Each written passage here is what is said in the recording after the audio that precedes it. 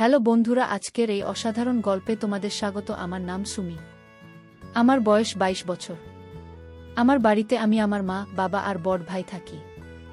আমি এইমাত্র পড়াশোনা শেষ করেছি, কিন্তু এখনও ভবিষ্যতের কোনো পরিকল্পনা করিনি। বাবা চাকরি করেন আর আমার ভাইও যেখানে কাজ পায় সেখানে হাত লাগিয়ে দেয়া। আমাদের সবার জীবন ভালোই চলছিল, আমরা খুব খুশিতে ছিলাম। কিন্তু এরপর আমার সঙ্গে এমন কিছু ঘটতে চলেছিল যে আমি স্বপ্নেও ভাবিনি। একদিন বাবার দিল্লিতে ট্রান্সফার হয়ে গেল। এজন্য আমাদের বাড়ি ছেড়ে দিল্লি চলে যেতে হলো। এখন আমরা দিল্লিতে একটা ভাড়া বাড়িতে থাকতে শুরু করলাম। আমি ভাবলাম এবার আমিও চাকরি করব আর বাড়ির লোকদের আর্থিক সাহায্য করব। চাকরির খোঁজে এদিক ওদিক ঘুরলাম, কিন্তু কোনো কিছু জুটল না। হতাশায় বাড়ি ফিরে এলাম। বাড়ির লোকেরা আমাকে বোঝাল কোথাও না কোথাও চাকরি জুটে যাবে। একদিন গ্রাম থেকে ফোন এল, আমার মাসির শরীর খুব খারাপ। এটা শুনে মা আর ভাই তড়িঘড়ি গ্রামের উদ্দেশ্যে রওনা দিল। বাড়িতে শুধু আমি আর বাবা রয়ে গেলাম। গ্রামে পৌঁছে ভাই ফোন করে জানালো তাদের কমপক্ষে ১৫ দিন লাগবে। আমাকে বলল, তুই বাবার খেয়াল রাখিস। আসলে বাবা প্রতিদিন রাতে ঘুমোতে যাওয়ার, আমি মদ খান। মদ খেয়ে তিনি এমন অবস্থায় চলে যান যে কিছু বোঝেন না। মাঝে মধ্যে তো তার প্যান্টও খুলে যায়, তাই তার দেখাশোনা করতে হয়। একদিন বাবা অফিস থেকে ফিরে বললেন, সুমি, আমার এক পুরনো বন্ধু আসবে। আমি বুঝলাম বাবা এবার মদ খাওয়ার প্ল্যান করছেন। পরদিন বাবার অফিস ছুটি ছিল। আমরা দুজনে খাওয়া দাওয়া করে ঘুমিয়ে পড়লাম।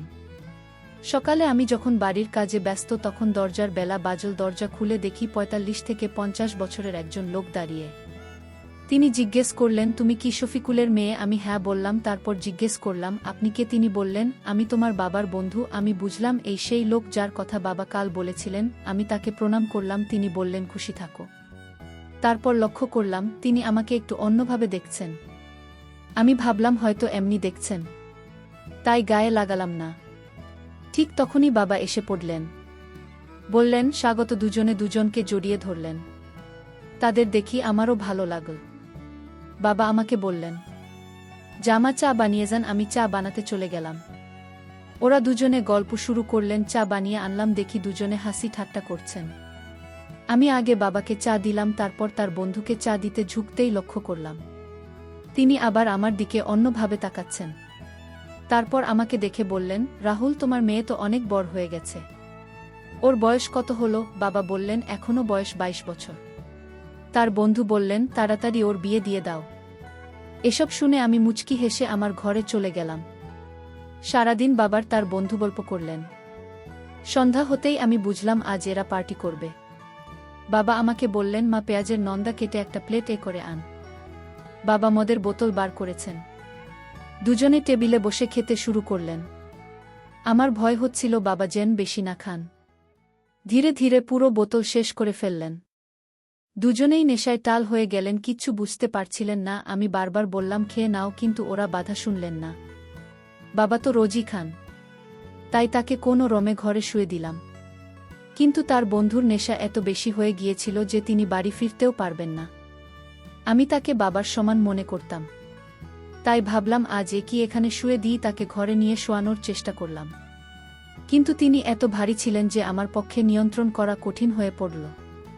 নেশায় কি যেন বটবট করছিলেন। অনেক চেষ্টা করেও তিনি নড়লেন না। ভাবলাম আরেকবার চেষ্টা করি। অনেক কষ্টে তাকে দাঁড় করালাম। দাঁড় করাতেই তিনি ২ হাত আমার কোমরে রাখলেন। আমি ভাবলাম নেশায় আছেন তাই এমন করছেন, কিন্তু তারপর দেখলাম তিনি হাতটা ধীরে ধীরে নিচে নামিয়ে আমার পিছনে রেখে জোরে চাপ দিতে শুরু করলেন। আমি হঠাৎ তাকে ধাক্কা দিলাম। তিনি পড়ে গিয়ে সোফায় আছড়ে পড়লেন। আমি ভাবলাম নেশায় আছেন তাই এমন করেছেন, তার কিছু গান নেই। আমি ভয় পেয়ে গেলাম। তাড়াতাড়ি তাকে সোফায় শুইয়ে কম্বল চাপা দিয়ে ঘুম পাড়িয়ে দিলাম। তারপর নিজের ঘরে গিয়ে শুয়ে পড়লাম। ঘুমোতে গিয়ে ভাবছিলাম আঙ্কেলকে ধাক্কা দেওয়া উচিত হয়নি। তিনি নেশা ছিলেন, কিছু বুঝতে পারেননি তিনি তো আমার বাবার সমান। সকালে তাড়াতাড়ি উঠে দেখলাম বাবা আর তার বন্ধু দুজনেই ঘুমোচ্ছেন। চা বানিয়ে ওদের জাগালাম, চা খাইয়ে দিলাম।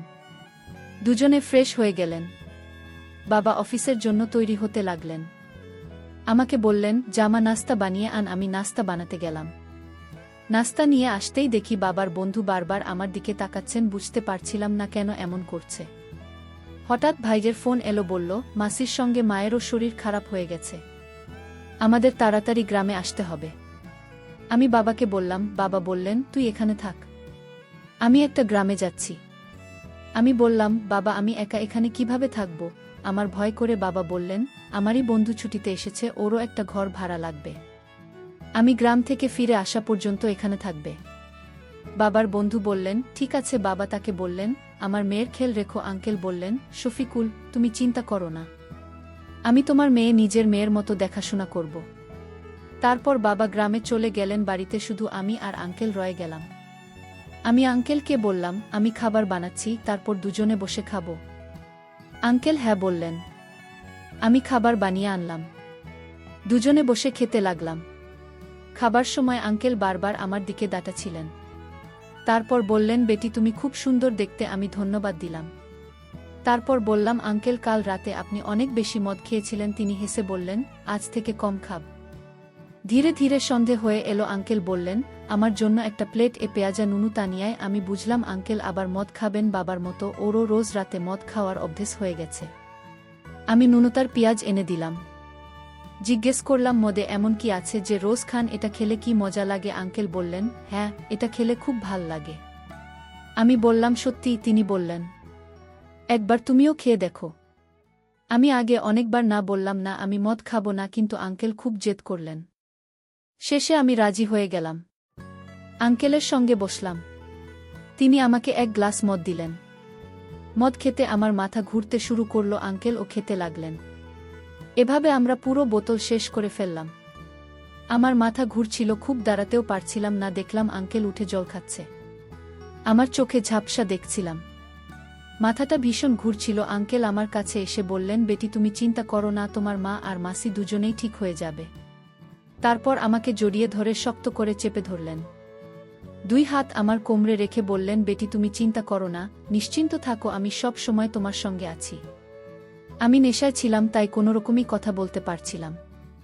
নেশা এত বেশি হয়ে গিয়েছিল যে হাঁটতেও পারছিলাম না। তারপর মাটিতে পড়ে গেলাম। আঙ্কেল আমাকে কোলে তুলে তার ঘরে নিয়ে শুইয়ে দিলেন।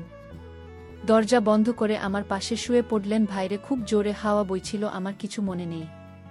আমার অবস্থা খুব খারাপ ছিল। আঙ্কেল একটা কম্বল নিয়ে আমার গায়ে দিলেন, তারপর নিজেও কম্বলের নিচে ঢুকে পড়লেন। আমরা দুজনেই বিছানায় শুয়ে কম্বল মুড়ি দিয়ে ঘুমাচ্ছিলাম। আঙ্কেলের খুব ঠান্ডা লাগছিল, তাই তিনি আমাকে শক্ত করে জড়িয়ে ধরলেন। আমার অবস্থা আরও খারাপ হয়ে যাচ্ছিল। নেশায় আমার কিচ্ছু গান ছিল না। তারপর কখন ঘুমিয়ে পড়লাম জানি না। সকালে উঠে দেখি আমার হাত পা খুব ব্যথা করছে। তারপর দেখলাম আঙ্কেল আমার পাশে ঘুমাচ্ছেন, তিনি পুরোপুরি কাপড় খুলে শুয়ে আছেন। আমি ভয় পেয়ে গেলাম। তারপর দেখলাম আমারও অর্ধেক কাপড় খোলা। আমি আরও ঘাবড়ে গেলাম। বিছানা থেকে নামতে গিয়ে খুব জোরে ব্যথা অনুভব করলাম। সারা শরীরে ব্যথা। তাড়াতাড়ি কাপড় পরে হাঁটার চেষ্টা করলাম, কিন্তু ব্যথার জন্য হাঁটতেও কষ্ট হচ্ছিল। ব্যথা এত বেশি ছিল যে আমি বুঝে গেলাম রাতে আঙ্কেল আর আমার মধ্যে কিছু ভুল হয়েছে। আমি ভয় তাড়তে শুরু করলাম। মনে মনে ভাবতে লাগলাম, যদি এটা বাড়ির লোকেরা জানতে পারে তাহলে কি করব। তারপর তাড়াতাড়ি গোসল করে তৈরি হয়ে নিলাম। বাইরে আসতে দেখি আঙ্কেল সেখানে আছেন। তিনি আমাকে জিজ্ঞেস করলেন, কাল রাতে মদ কেমন লাগল, ঘুম কেমন হলো? আমি বললাম, মদ খেয়ে আমি খুব বড় ভুল করেছি। আঙ্কেল বললেন, কিছু হয়নি, আমার তো কাল রাতে খুব মজা লেগেছে। আমার জীবনের সবচেয়ে বড় দিন ছিল, এমন দিন আর আসবে না। সত্যিই আমার খুব ভালো লেগেছে। আমি সব বুঝে গেলাম। আমি আমার ঘরে চলে গেলাম। আধা ঘন্টা পর বাবা ফিরে এলেন। বাইরে আসতেই বাবা বললেন, মা আর মাসের শরীর এখন ঠিক আছে। তারপর আঙ্কেলকে জিজ্ঞেস করলেন, আমার মেয়ে তোমাকে বিরক্ত করেনি তো? আঙ্কেল হেসে বললেন, না, ও তো খুব শরীফ আর ভোলাভালা, আমাকে একটুও বিরক্ত করেনি। আমি সব বুঝতে পারছিলাম। আমি ঘরে চলে গেল। বাবার বন্ধু তার বাড়ি চলে গেলেন। আমি বসে বসে ভাবছিলাম আমার মদ খাওয়া উচিত হয়নি। তারপর ভাবলাম, যা হয়ে গেছে তা হয়ে গেছে, আজ থেকে আর কখনো এমন ভুল করব না। তো বন্ধুরা, এই গল্পটা তোমাদের কেমন লাগল কমেন্টে জানিও। এমন ভিডিও দেখতে আমাদের চ্যানেলটিকে সাবস্ক্রাইব করে।